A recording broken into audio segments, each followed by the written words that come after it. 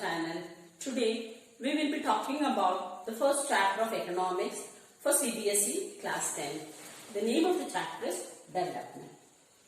The idea of development or progress has always been with us. As people, we all have different desires or aspirations, and we decide how we should live and what we should do to attain satisfaction. Similarly, we decide what a country should be and how people should live in a country. The idea of development involves many questions like, what are the essential things that people need in their life? Can life be better for all? Should there be equality for all? In this chapter, we are focusing mainly on human development. Now, let us see what do you mean by development. Development is a process in which something or someone grows, progresses or changes and becomes more advanced. It is also a process of economic and social advancement in the terms of quality of human life. It can be also defined as a process of increase in income and achieving an equitable distribution of income as well as poverty alleviation. In the process of development, that is, in the process of earning income or development, both qualitative and quantitative changes are expected. Quantitative changes are the changes in quantity or amount, which is usually shown in numbers or measurement. Whereas qualitative changes are the changes in the developmental stages of people. A child learns and shows different behaviors when he attains knowledge from different situations or environment. The changes in the behavior of the child leads to qualitative development. Now let us see the characteristics or aspects of development. Different people have different developmental goals. Development for one may not be the development for the other. People tend to look at the mix of developmental goals. And finally, income is one of the most important component of development. Now, let us learn one by one these goals with certain examples. Now, let us look into the first aspect of development. Different people, different goals. This characteristics can be explained with the help of few examples. Our first example is landless laborer. Who is a landless laborer? Do you know, children? A laborer who does not own even a single piece of land. Then how does he live? He works in the field of other landowners or farmers. What will be his goal? His goal will be to get more days of work. Secondly, better wages and local schooling for his children. Now let us take another farmer, that is a prosperous farmer from Punjab. Why Punjab? Punjab is an agriculturally developed state. It was the state where the first green revolution was started, a revolution in the cultivation of wheat. And many farmers, there are many rich or prosperous farmers in Punjab. So a rich farmer from Punjab always prefers to get a higher price for his crop. His aim is earn maximum profit. So what will be his next see what will be his next goal. He always prefers to employ hardworking and cheap laborers. Means he wanted the workers who work very hardly, at the same time he will pay very less wages, low wage and more work. And since he is rich, he would like to send his children to expensive schools to get good education or quality education.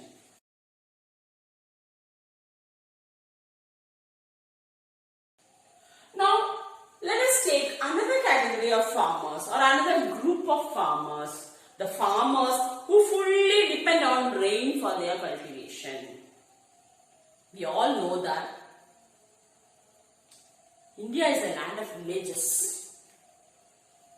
More than 70% of the people still depend on agriculture. That is, the people who live in rural areas, villages, still depend on agriculture for their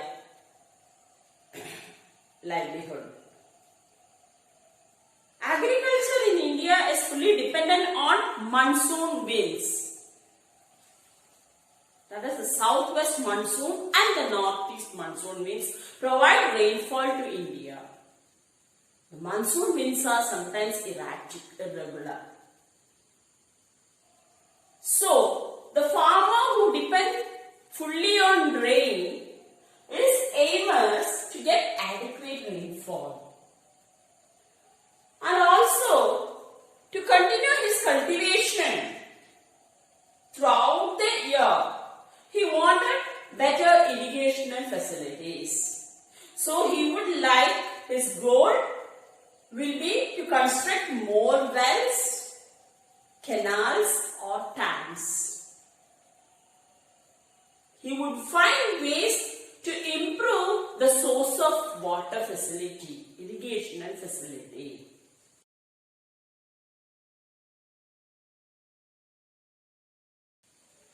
Now, let us think about another category of person. That is a rural woman from a land-owning family. A woman who owns land, means the family owns land. So, what will be her goal? The woman would prefer to get a share in the family land holding. She would also prefer, desire to have respect, dignity, and she would like to send her children to provide good schools to get quality education. She would even prefer that her children should study in far off places like in big cities or good schools and colleges.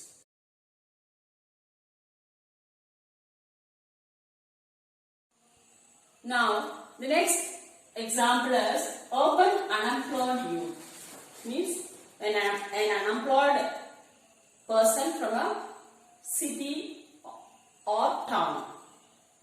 What will be his goal? To get employment, to get job. That is the first goal. And secondly, he wants the job permanent. That is job security. Nowadays, unemployment is one of the main problems. It's one of the big challenges facing our country. So many people are unemployed. Many educated men are unemployed in cities, big cities, metropolitan cities. So their aim is to get a good job.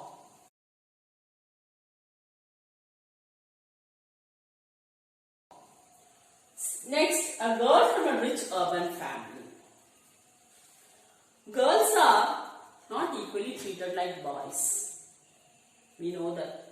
Even though we speak for equality, we speak for modernization, we speak that all are treated equally in our country, still we all approve or we all agree that girls are not equally treated like the boy. So here, a girl from a rich urban family first prefers to live in a safe and liberal environment.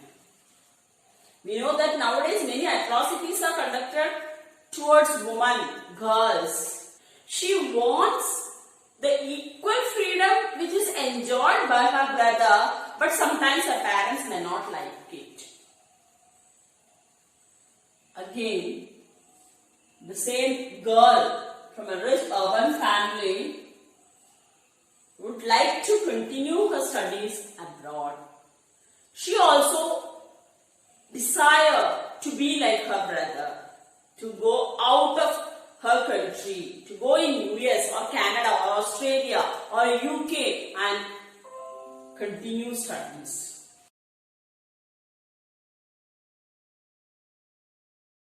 Now let us come to the next category, that is a boy from a rich urban family. What will a boy from a rich urban family prefer to do? Since he is rich, he wants to first of all lead a carefree life, a luxury life.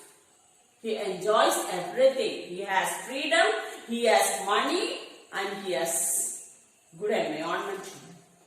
So he prefers a carefree life, at the same time a luxury life, and he also prefers to go abroad. Now that is a general trend seen in our country. Most of the families prefer their children to continue their studies in UK, USA or Australia or Canada. They want their child to get higher education in foreign countries so that the students can get an improvement in their skill with the help of modern technology.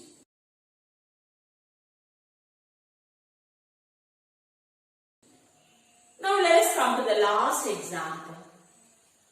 Adivasi from Narmada Valley.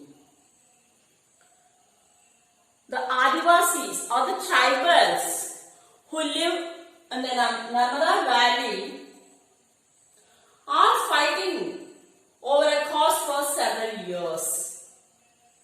You know that Sardar Sarovar Dam was constructed across the Narmada River in Gujarat in the year 1956. Pandit Jawaharlal Nehru laid the foundation stone of that dam. It was the desire of Sardar Vallabhbhai Patel. Nehru's government planned to construct the dam in order to help the innumerable farmers of 4 states, that is Gujarat, Rajasthan, Maharashtra and Madhya Pradesh. It benefited the farmers, but at the cost of others.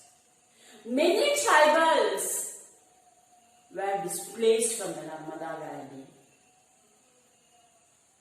Many villages got submerged in water. So the tribals, the Adivasis from the Narmada Valley started to resent against construction of dams. Still it is continuing. Mehta Patkar, a famous social activist, took the leadership of the movement Narmada Bachao Andolan. Still it is continuing. The movement continues.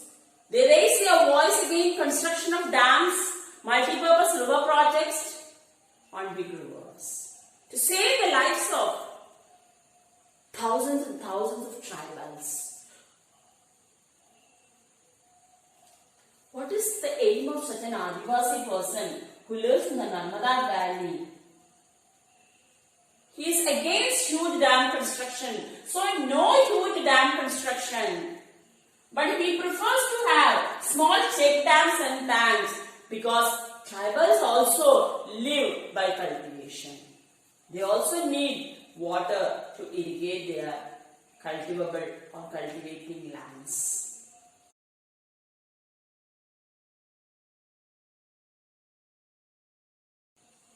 With this, we are concluding the first characteristics or aspect, different people have different goals. From this explanation, I think students might have understood what are the goals of different people. It is clear that no people has the same goal. Three people have different desires, different aspirations and different goals. Whether the goal may be high or low, it doesn't mean. His ambition, the aim of every person is to struggle until his target is achieved. The goals of some may be even destructive for others, cause destruction for others. It may be conflicting goals. Let me tell you an example. Take the same case of a rich farmer and a landless laborer. The rich farmer would prefer construction of the rich farmer or the prosperous farmers would like to employ laborers for lesser number of days at a lesser wage rate. But at the same time, a landless laborer would prefer to get more days of work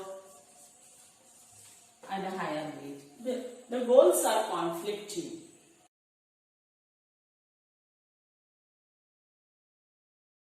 Another example, a girl from an urban family prefer to enjoy the same freedom like her brother, which may not be liked by her parents. So the goal is conflicting. Again, take the case of an Adivasi from the Narmada Valley or any other river valley. These Adivasis are against huge dam construction. They say they don't want dam construction. Whereas the industrialists, they want big dams to be constructed. Because they want more dams, they want more electricity.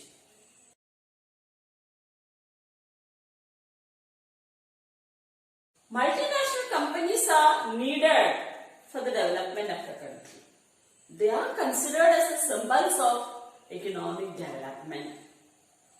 But they hamper small scale industries, retailers.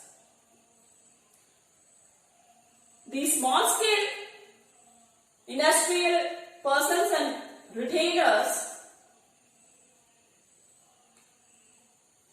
cannot compete with the foreign exchange, huge foreign exchange and modern technology. Similarly, many educational institutions increase the amount of tuition fees for making advancement in educational facilities, which may not be liked by the parents who earn limited income.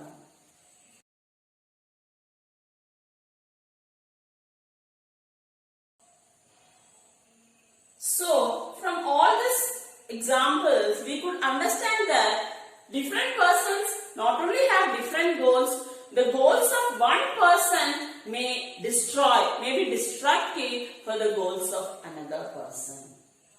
Maybe even conflicting or contradictory. Okay, children.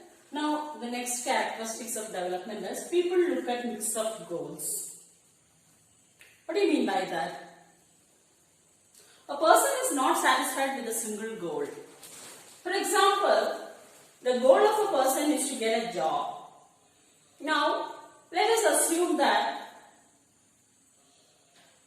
a girl got a job in a far-off place, say in Mumbai city. She got a job. She is residing in another far-off place. So, before accepting that job in that company, all of a sudden she will not join that company. She will decide whether the job is suitable for her. Maybe the salary is high, the payment is good, but That was her goal, to get a job. But she would consider many other things like working conditions first, whether there is safety, security in that workplace. Secondly, whether the working environment is suitable. That means whether the co-workers are friendly and cooperative. And thirdly, she would also think whether she can take her family along with her to the workplace. And she might also look into the opportunities for growth or improvement. Whether the job is still or a stagnant, like whether she can improve herself in that job. Whether there is opportunities for learning, improving her skill in that job. So here the woman is considering many other things before accepting the job.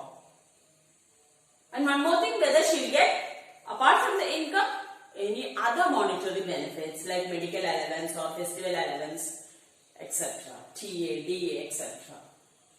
So here people look at a mix of goals.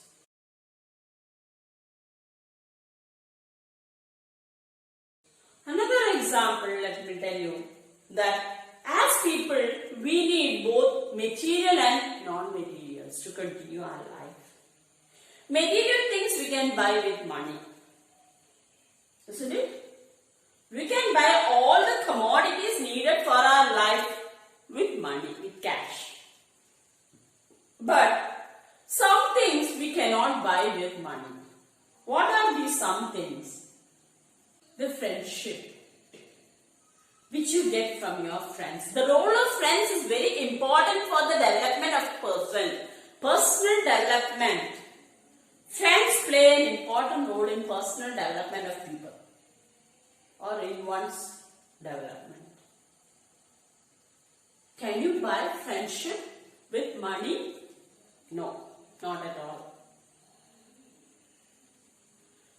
Can you buy a pollution-free environment with money? No. So, there are many things which are very important for the fulfillment of a person's developmental goal.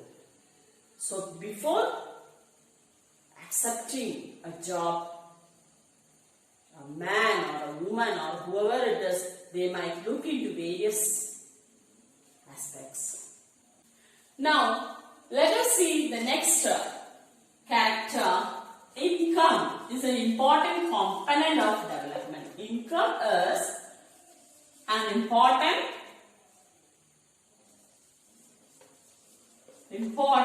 component of development. Yes, income. Earning income is the ultimate aim of all the people living in the country. We learn, we acquire different skills, we improve our skills, talents to earn a job, and the final aim is to earn money. That is income. So income is the most important component of development. It is the first and foremost developmental goal of all persons living in the society. But other than income, there are some other developmental goals. What are they? What are the other developmental goals? Other goals. Now, other goals, first of all, freedom. I said we want freedom. We would like to work, live in a free atmosphere. Then security, job security. When a person accepts a job, he wants a regular work. he wants to continue his job for few years or many years. He or she doesn't want to get terminated soon from the job, boosted out soon. So, freedom, security, good standard of living,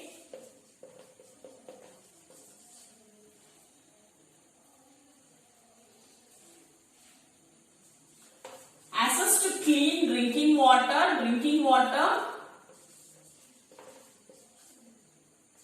access to drinking water,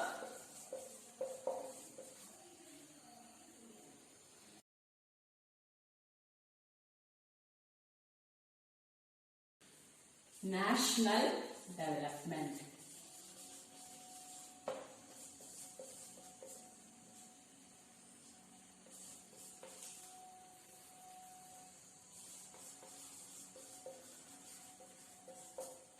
National development. What is national development?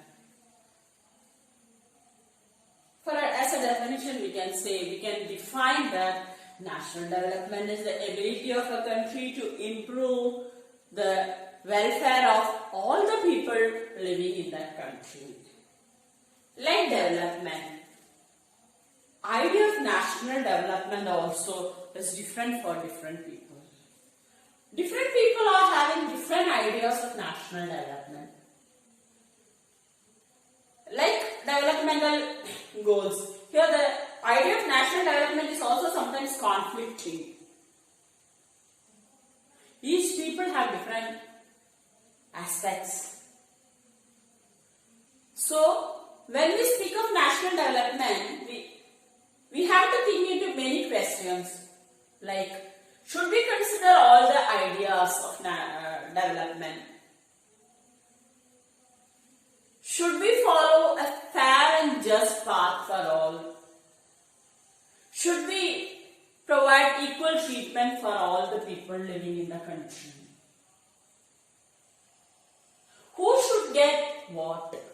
That is the first question. Who should get what? The country owns natural resources. Natural resources are needed for the development of the country. Raw materials are needed for the development of industries as well as agriculture. Who owns this? The country. And these resources are distributed among different people of the society. Is this distribution done in a free and fair manner? That is one question. Who owns all these resources? Is it the public or the private? Is all the resources owned by the government? Who is the government? There are many questions related to national development. But we can say that the ability of the country to fulfill the needs and aspirations of all the people living in that country, show just and equal treatment to all the people of the country, provide maximum satisfaction for all the people of the country, improve the social welfare of the country by providing certain facilities like public facilities. Then a nation can attain development. Some people have the idea that when the country's total national income increases, the country will attain development. Some other people think that when the number of industries in our country increases, we can attain development. Certain other people think that if the agriculture is well settled, development will take place.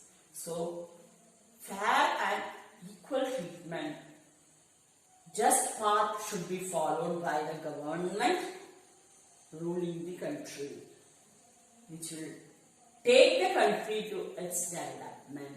And the development should pass through various stages. So, with this, I conclude that National development, telling you that the total national income is one of the indicators for a nation's development. If the country is having a higher income, it is developed. Whether the